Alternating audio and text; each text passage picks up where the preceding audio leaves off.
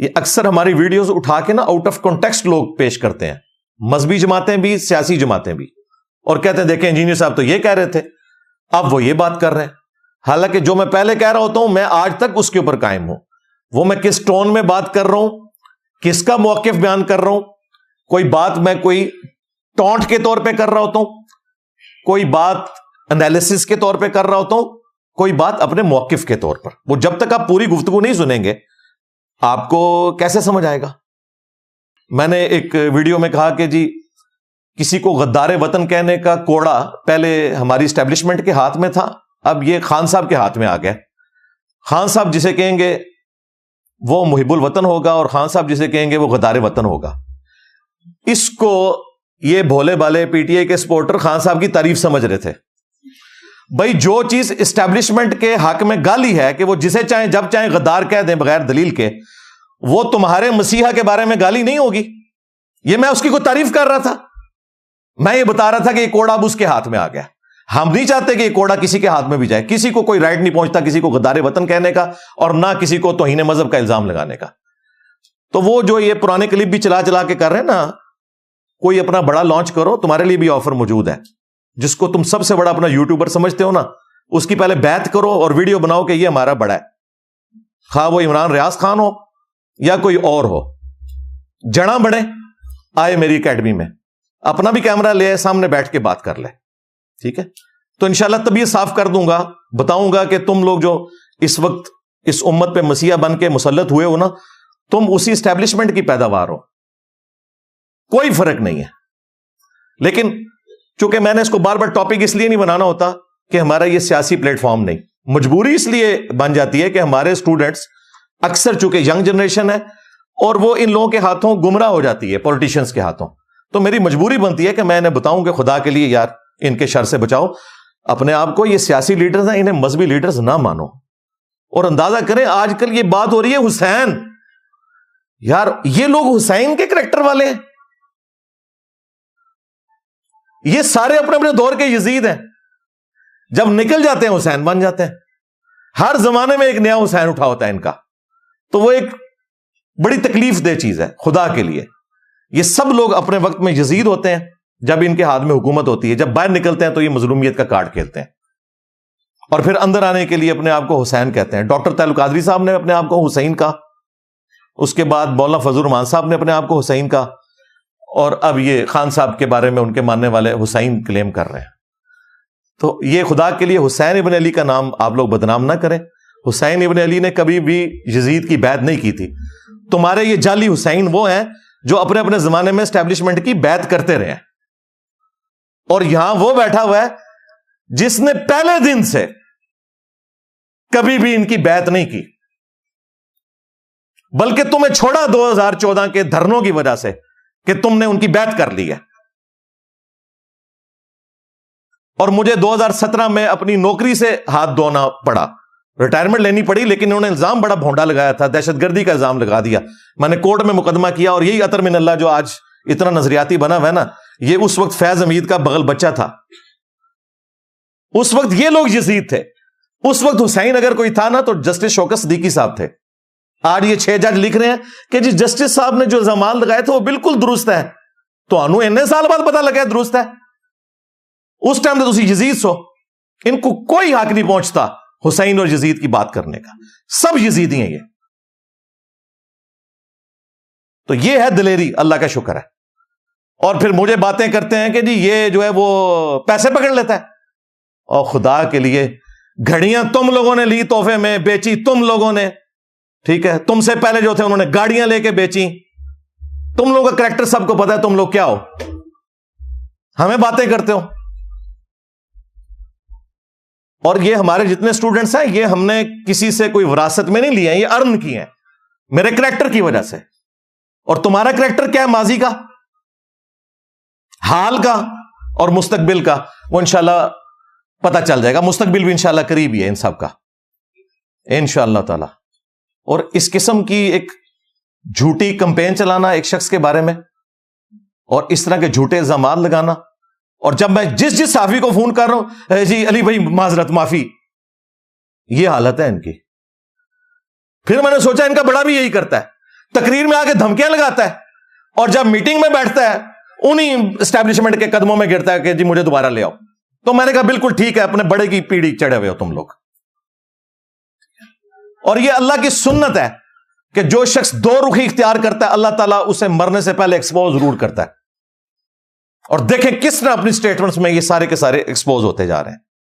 رہی میری سٹیٹمنٹ, میں آج تک اپنی ہر سٹیٹمنٹ کے اوپر قائم ہوں الحمدللہ, پورے کانٹیکسٹ کے ساتھ قائم ہوں.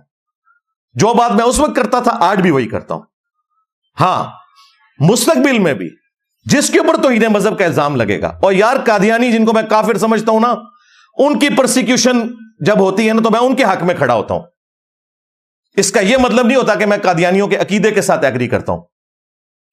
خان صاحب کے اوپر توہین مذہب کا الزام لگایا مولویوں نے, میں کھڑا ہوتا رہا, اس کا یہ مطلب نہیں کہ میں اس کی سیاست سے ایگری کرتا ہوں. فوج کے خلاف کمپین چلی باہر کے ملکوں میں, اور ہمارے نوجوانوں کو ورگلایا گیا ایز اے ادارہ فوج کے خلاف.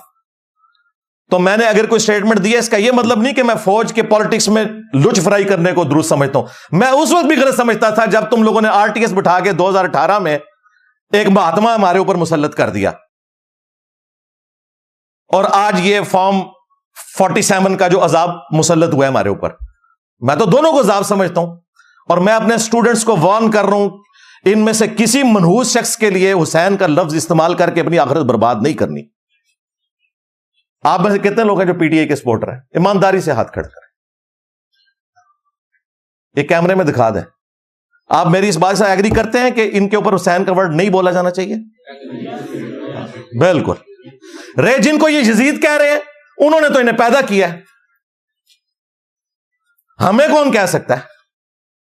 ہم تو ان کے ڈسے ہوئے ہیں, آج تک ڈسے ہوئے ہیں. ابھی بھی 12 FIRs ہیں میرے اوپر, اور ہمیں یہ باتیں کرتے ہیں. تم لوگ ان سے چندے لے لے کے, اور جس طریقے سے تم سب لوگوں کے پول کھل چکے ہیں, تو میں ابھی بھی بدعا نہیں ان کے لیے کرتا. میں یہ کہتا ہوں کہ اللہ تعالیٰ ان کو ہدایت دے. ہاں, اور اللہ تعالیٰ جو جیل میں ہے نا, انہیں جیل میں اگر انہوں نے کوئی سبق سیکھا ہے نا تو باہر نکل کے نا کوئی انسانوں والی زندگی گزارے. ہاں, اور جو باہر بیٹھے ہوئے ہیں نا اور بدماشی کر رہے ہیں, انہیں ڈرنا چاہیے کل کو ان کی بھی باری لگ جائے گی اندر جانے کی. ہم تو ہمیشہ حق کے ساتھ کھڑے ہوں گے, چاہے وہ ہمارے مخالفین کے حق میں جاتی ہو, چاہے ہمارے اپنے لوگوں کے حق میں جاتی ہو. ہم نے ہمیشہ حق کے لیے کھڑے ہونا ہے, یہی ہمیں قرآن نے درس دیا. یہ ایک بائی چانس ایک کیفیت طاری ہوگی, حالانکہ یہ میں نے ورنہ اس کو میں نے ٹاپک بنانا ہوتا تو میں اس کو اسپیشل ٹاپک بناتا, لیکن وہ ایک کیفیت طاری ہوگی تو واپس آ جائے اس طرف. ایک مٹھی بھر جماعت ہے صحابہ کی, اور وہ اتنے کانفیڈنٹ ہیں, انہوں نے نہ صرف عرب کے ان مرتدین کے اوپر غلبہ پایا بلکہ چند سالوں میں رومنز اور پرشینز کو بھی الٹ دیا. یہ غلبہ اگر رسول اللہ کی زندگی میں ہوتا نا تو کوئی کہہ سکتا تھا کہ نبی علیہ السلام ایک گڈ واریر تھے. حضور کی وفات کے بعد ان کے ماننے والوں میں ہزاروں لوگ حضور کو چھوڑ جائیں, اس کے باوجود ایک مختصر جماعت عرب کے ان تمام فتنوں پہ قبضہ پائے ود ان 3 اور 4 ایئرس, زیادہ نہیں لگا, اور دونوں سپر پاورز کو الٹ دے. یہ اس بات کی دلیل ہے جو قرآن میں اللہ نے وعدہ کیا تھا, هو الذی ارسل رسولہ بالہدی ودین الحق لیظہرہ علی الدین کلہ. وہی اللہ ہے جس نے اپنے نبی کو قرآن الہدا اور دین حق کے ساتھ بھیجا تاکہ سب ادیان پہ غالب کر دے. یہ نبی علیہ السلام کے ساتھ غیر معمولی ایک اللہ کی مدد تھی کہ آپ کی وفات کے بعد غلبہ ہوا ہے. اگر زندگی میں ہوتا نا تو ہم کہہ سکتے تھے کہ یہ آپ کی مینجمنٹ تھی, یہ اللہ کی ایک غیبی تائید تھی. کوئی بھی درخت اپنے پھل سے پہچانا جاتا ہے. ہمارے تمام سٹوڈنٹس ان کے پیچھے نماز پڑھتے ہیں, چندے ان کو دیتے ہیں, سارے فرقوں کو, بریلوی دیوبندی اہل حدیث شیعہ. نہ ہم نے کوئی مسجد بنائی, نہ کوئی چندہ بک, نہ کوئی مدرسہ. ہم اسی سسٹم کے حصے دار ہیں جو انہوں نے بنایا ہے, اور ہم انہیں سپورٹ کرتے ہیں, صرف ان سے علمی اختلاف کرتے ہیں. یہ کیا کرتے ہیں؟ یہ کہتے ہیں کہ یہ یہود و نصارہ کا ایجنٹ ہے, اسے ایجنسیوں نے لانچ کیا ہے, ایجنسیاں اسے فنڈنگ کرتی ہیں. کوئی شخص ایسا پلیٹ فارم پروڈیوس کرے کہ جس پہ ہزاروں لوگ آ کے اپنی لائف سٹوری سنا رہے ہوں کہ ہم کچھ عرصہ پہلے یہ تھے, یہ ہو گئے, وہ صرف ہمارا پلیٹ فارم ہے. اس ماڈرن دور کے اندر جب لوگ ریلیجن کو سیریس نہیں لے رہے اور لوگ اپنی لائف سٹوری سنا رہے ہیں, اور بڑے کٹر لوگ جو اپنے فرقوں میں, اپنی گدیوں میں تصوف کے ساتھ اٹیچ تھے, ایک ایک کر کے ان سے ٹوٹے. ان میں سے 95% زیادہ لوگ کہتے ہیں ہمیں انجینئر صاحب کا تعارف نیگیٹو ہوا تھا. ہماری اس دعوت کو بوسٹ دینے میں سب سے زیادہ کردار جو ہے نا وہ علماء کا ہے جنہوں نے میرے خلاف جمعے پڑھائے، میرے خلاف تقریریں ریکارڈ کی، کبھی میرے اوپر توہین مذہب کا الزام لگایا، کبھی مجھے قادیانی کہا. اب جب لوگ آتے ہیں یوٹیوب کے اوپر اور وہ مجھے سرچ کرتے ہیں، وہ کہتے ہیں تو بات ٹھیک کر رہا ہے. پھر مجھے بتایا جو میرپور میں آگ لگائی وہ تو لگ رہا تھا کہ جیسے انہوں نے فلسطین فتح کر لیا. اب ہونا تو یہ چاہیے تھا کہ اس کا پورا روٹ کاز انالیسس کر کے نا ان لوگوں کو بھی پکڑا جاتا ہے جن سے موٹیویٹ ہو کے انہوں نے آگ لگائی. وہ تو پاکستانیوں کی نوکری گئی نا. میں نے اس وقت ایون کی پوڈ کاسٹ میں بھی اپنے بھائی سے ہی کہا تھا کہ بھائی یہ جو ہزاروں لوگ بے روزگار ہوں گے نا، ان کے خرچے کون اٹھائے گا؟ یہ جو ہمیں آپ کہانیاں کراتے ہیں نا کہ جی آپ اللہ کے لیے یہ نہیں کر سکتے، آپ کیوں نہیں کرتے ہو اللہ کے لیے؟ آپ اناؤنسمنٹ کرو، آپ کا سارا مولوی طبقہ، کہ ہم یہ جو لاکھوں کے چندے ہتھیار ہیں نا آپ سے، کل سے ہم سادہ زندگی گزاریں گے اور وہ بچے جو KFC کی جاب کی وجہ سے بے روزگار ہوئے ہیں ان کے گھر کا خرچہ ہم چلائیں گے. انہیں پتہ لگ جائے گا کتنے مخلص ہو. آپ لوگ کیوں نہیں کرتے ہو؟ فرانس میں بیٹھ کے پوسٹ لگا رہے ہیں کہ فرانس کی پروڈکٹس کا بائیکاٹ کریں. میں آپ کو جنرلی بتا رہا ہوں، جب یہ TLP والوں نے فرانس کے خلاف یہ سب کچھ شروع کیا نا کارٹونز کے اوپر، تو فرانس سے پوسٹیں لگ رہی تھی. تو میں نے اس وقت بھی کہا تھا اللہ کے بندو سب سے پہلے تو واپس آنا ہے. فلسطین کے حوالے سے ہمارا موقف ہے کہ اسرائیل نے جو کچھ کیا یہ وہی کچھ کیا جو ہٹلر نے ان کے ساتھ کیا تھا. اس سے بڑی گالی میں اسرائیل کو نہیں دے سکتا. یہ وہ گالی ہے جو ان کی قبر میں بھی ان کے ساتھ جائے گی کہ جو کچھ ہولوکاسٹ میں تمہارے ساتھ ہٹلر نے کیا نا، اس وقت ہٹلر کی جگہ تم آ گئے ہو اور مسلمانوں کو تم نے جو ہے وہ ان یہودیوں کی جگہ کر دیا ہے جن کے لیے 100 فیکٹریاں بنائی گئی اور انہیں ظلمن قتل کیا گیا. ہم ہٹلر کو بھی کنڈیم کرتے ہیں. ہٹلر کی لیگیسی اس وقت اسرائیل لے کے چل رہا ہے اور ان مظلوم یہودیوں کی لیگیسی مظلوم فلسطینی لے کے چل رہا ہے. اس سے بڑی میں کوئی گالی اسرائیل کو نہیں دے سکتا. یہ ایک ایتھیکل گالی ہے جو کنٹرول ورڈز میں نے دے دی. میں کہتا ہوں آج اگر 1000 ہمارے کوئی جنگجو ہوں جن کے ہاتھ میں تلوار ہو، سامنے سے ایک کلین شیو یہودی ایک جو ہے وہ آٹومیٹک گن لے کے آ جائے تو یہ کیا کریں گے؟ یہ فرق ہے. اس وقت ایئر سٹرائک نے مسلم دنیا کو اتنا پیچھے چھوڑ دیا کہ ہم اس وقت ان کا مقابلہ نہیں کر سکتے. زمینی جنگ پہ کر سکتے ہیں، ایئر سٹرائک میں نہیں کر سکتے. آج دنیا سے ایئر سٹرائکس ختم کر دیں، پاکستانی فوج سب سے بہترین فوج ہے لڑنے کے لیے. طالبان کیوں کامیاب ہوئے ہیں؟ ان کے پاس تورا بورا تھا، چھپے رہے ہیں. کارپیٹ بمنگ ہوتی تھی، بہت جانوں کا نقصان ہوا ہے. لوگ کہتے ہیں طالبان جیتے ہیں، طالبان نہیں جیتے. امریکہ ہارا ہے، طالبان نہیں جیتے. ہارا ہے کہ بھی اکانومی کا وہ بوجھ نہیں اٹھا سکے، چلے گئے. آج وہ آگے بیٹھ جائیں، یہ بیچارے پھر چلے جائیں گے غاروں کے اندر. کیوں؟ یہ نہیں ان کا مقابلہ کر سکتے، ان کے پاس ایئر سٹرائک نہیں ہے. وہ اوپر سے آگے بمنگ کر کے B-52 اور یہ جب ہم باتیں کرتے ہیں نا تو پھر یہ جو موٹیویشنل اسپیکر یہ کہتے ہیں کہ ہمارے بچوں کو بزدل بنا رہا ہے. بزدل نہیں بنا رہا بھائی، میں سائنس کا اسٹوڈنٹ بھی ہوں، میں انجینئر بھی ہوں، میں نے میکینیکل انجینئرنگ کی ہوئی ہے اور میں 15 سال اس ادارے سے وابستہ رہا ہوں جو پاکستان کا میزائل سسٹم سارا ادھر سے ہے. تو مجھے تو پتہ ہے گراؤنڈ ریئلٹیز کیا ہیں. اسلامک ڈیموکریسی جسے جماعت اسلامی بھی سپورٹ کرتی ہے، مذہبی جماعت کے طور پہ سب سے آرگنائز جماعت وہی ہے. مولانا فضل الرحمان صاحب بھی اون کرتے ہیں. انہوں نے 3-4 دفعہ خود کچھ حملے اپنے اوپر کروا لیے TTP کے، صرف اس وجہ سے کہ انہیں تکلیف ہے کہ اتنی بڑی ریلیجس پرسنالٹی پاکستان کے آئین کو مانے ہوئے ہے. اس اعتبار سے اپنی ساری کمزوریوں کے باوجود میں مولانا فضل الرحمان کو پاکستان کی پالیٹکس، ایون پاکستان کی نظریاتی حدود کی حفاظت کے اعتبار سے ایسٹ مانتا ہوں. اب تو مجھے کہنے میں آر نہیں، اب تو PTI کے لیے بھی وہ ایسٹ ہے. ٹھیک ہے، پہلے وہ جس کی یوں ایسے پردہ کر کے نقلیں اتارتے تھے، آج وہ PTI کے منظور نظر ہیں. ہمیں وہ اس وقت بھی اچھے لگتے تھے، آج بھی اچھے لگتے ہیں. ہاں، ہم اصول کے اوپر کھڑے ہوئے. تو مولانا فضل الرحمان صاحب جو PTI کے اس وقت امام ہیں، تو وہ ایسٹ ہے. کم از کم انہوں نے لاکھوں لوگوں کو نان اسٹیٹ ایکٹر بننے سے روک لیا. یہ بہت بڑا ان کا کریڈٹ ہے، قومی دھارے میں رکھا ہوا ہے. TLP سے ہمارے جو اختلافات اپنی جگہ، لیکن ایٹ لیسٹ وہ اس سسٹم کا حصہ بنے. اس اعتبار سے میں ان کی تعریف کرتا ہوں کہ بجائے یہ کہ انہوں نے اسلحہ اٹھانے کے قومی دھارے میں آیا. یہی ہونا چاہیے، یہی ایک طریقہ ہے. اب رہا مسئلہ کہ یہ بار بار ہمیں کبھی ضرب عزم، کبھی رد الفساد، کبھی عزم استحکام، تو یہ تو ہماری مجبوری ہے. ہم کمبل کو چھوڑنا چاہتے ہیں، کمبل ہمیں نہیں چھوڑ رہا. ہم نے جو اتنی غلطیاں کی ہیں اتنی جلدی تو جان نہیں چھوڑے گی، سیدھی سی بات ہے. اس کے لیے آپ کو کاؤنٹر نیریٹو لانچ کرنا پڑے گا. جو یہ ہمیں پڑھاتے ہوتے ہیں نا پاکستان کی نظریاتی حدود کی حفاظت ہم کر رہے ہیں، نظریاتی حدود کی حفاظت کوئی نہیں ہو رہی ہے، جغرافیے کی حفاظت ہو رہی ہے.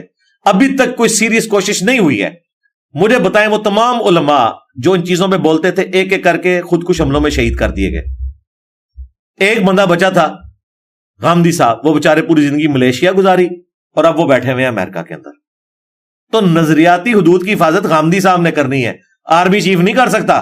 ایک آسما جہانگیر آپ 70 سالوں میں صرف پیدا کر سکیں, یہ ایک داڑھی پگڑی والا بندہ کہہ رہا ہے. کتنے لوگ ہیں جو سچائی کے لیے کھڑے ہوتے ہیں, کوئی دلیری دکھانے کے لیے کھڑا نہیں ہوتا. آسما جہانگیر کو سب سے زیادہ تکلیفیں کس سے اٹھانی پڑی؟ مذہبی طبقے سے, اسٹیبلشمنٹ سے. پھر آپ یہ کہتے ہیں کہ یہ لوگ آپ کی خدمت کریں اور آج آپ کا قبلہ درست ہوا ہے, تو آسما جہانگیر یا ان کی لیگیسی جو لے کے چل رہے ہیں وہ فوج کے حق میں کھڑے ہو جائیں. انہیں تو خطرہ ہے کل کو آپ کا قبلہ بدلا تو سب سے پہلے ان کو آپ شہید ہوتے ہوئے دیکھیں گے. تو اس لیے آپ نے طے کرنا ہے. ویسے میں آپ کو ابھی بتاؤں, اس وقت فوج بھری پڑی ہوئی ہے. انہوں نے واقعی ریلیجسلی یہ طے کر لیا ہے کہ اب پاکستان اس طرح نہیں چلے گا. اس کی وجہ FATF, پوری دنیا کی پالیٹکس کا چینج ہونا. یہ بھی گوروں کو کریڈٹ جاتا ہے, ان کو نہیں جاتا, گوروں کو جاتا ہے کہ انہوں نے انہیں سکھایا کہ بندے کے پتر بنو, دنیا میں اس طرح نہیں آپ رہ سکتے, ورنہ ہم یہ کر دیں گے. اگر تم نے یہ 25 کروڑ کا جو ایٹم بم رکھا ہوا ہے نا ادھر آبادی کا, ان کو ساتھ لے کے چلنا ہے نا, بھوکے نہیں مارنا, تو بھائی پھر ہماری بات بھی مانو. اور وہ ٹھیک کہہ رہے ہیں. FATF نہ ہوتا نا, میں دیکھتا یہ رد الفساد ضرب عضب کہاں سے آتا. یہ ہم نے نہیں لرن کیا. اب مجھے بتائیں, 2017 میں ہستا بستا ملک تھا, 2 بندوں نے ڈیسائیڈ کیا, چلتے ٹائر میں ڈنڈا دے دیا, ٹھیک ہے, 5 روپے کی روٹی تھی. اس وقت کی آپ ڈالر کی قیمت دیکھیں, ہستا بستا ملک انہوں نے عدلیے کے ساتھ مل کے اسٹیبلشمنٹ نے اجاڑ دیا. اب اس کی ریمیڈی کئی ڈیکیڈز تک نہیں ہونی, ٹھیک ہے. پھر RTS ہوا. اب فارم 45 تو سب کو نظر آ رہا ہے, RTS کسی کو نظر نہیں آ رہا, ٹھیک ہے. اب وہ اپنی جگہ چیختے ہیں, وہ کہتے ہیں یار ہم ملک کی خدمت کر رہے تھے, ہمیں ڈیفیم کر دیا, اب بچے ان کے ساتھ لگ گئے ہیں, اب ہمیں یہ کہہ رہے ہیں کہ جی اب وہ جو ہے اب ہم 0 سے سٹارٹ کر لیں.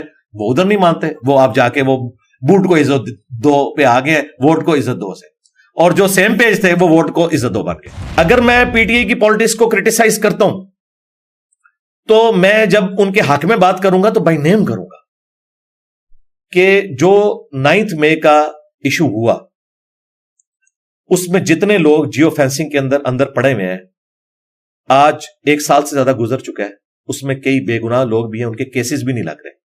تو میرے بھائی آپ نے اللہ کو جواب دے ہونا ہے ان کے بارے میں. جو مجرم ہیں انہیں سزا دے. میں کہتا ہوں خان صاحب اگر مجرم ثابت ہوتے ہیں انہیں بھی سزا دے. ہم نہیں کہیں گے کہ یہ امت مسلمہ کا لیڈر ہے, ہینڈسم ہے, تو اسے چھوڑ دیں, بالکل سزا دیں. لیکن جو بیچارے عام غریب لوگ ہیں, کسی نے مور اٹھا لیا ہے, کسی نے کوئی وہاں سے کرسی اٹھا لی ہے, تو کیا اسلام میں اور پاکستان کے آئین میں اس کی سزا یہ ہے کہ وہ 1 سال تک جیل میں رہے اور کوئی وکیل اس کا مقدمہ لڑنے کے لیے تیار نہ ہو اور کوئی عدلیہ اسے ضمانت دینے کے لیے تیار نہ ہو؟ ان لوگوں کو فی الفور ان کے کیسز چلا کے فارغ کیا جائے جو بے گناہ ہے. جو گناہ گار ہیں انہیں بھی سزا اتنی دی جائے جتنی ان کی بنتی ہے. یہ نہیں ہے کہ آپ اپنا غصہ نکالنے کے لیے وَلَا يَجْرِمَنَّكُمْ شَنَآنُ قَوْمٍ عَلَىٰ أَلَّا تَعْدِلُوا اعْدِلُوا هُوَ أَقْرَبُ لِلتَّقْوَىٰ. اب حافظ صاحب کو تو عربی آتی ہے, انہیں پتہ ہے کہ دیکھنا کسی قوم کی دشمنی تمہیں اس پہ نہ ابھارے کہ تم انصاف کا راستہ چھوڑ دو.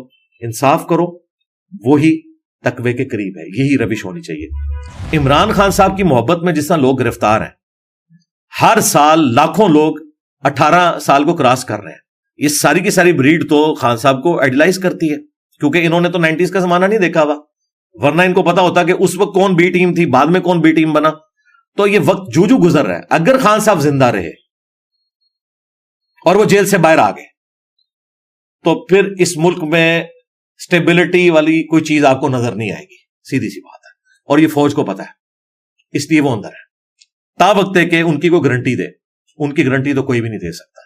حقیقت بات ہے, کیونکہ ان کی زندگی یو ٹرن سے عبارت ہے. وہ کسی ایک بات پہ بھی قائم نہیں رہتے. اسی لیے ہمیں ان کی مظلومیت تو نظر آتی ہے, فوج کی بھی مجبوری دیکھیں.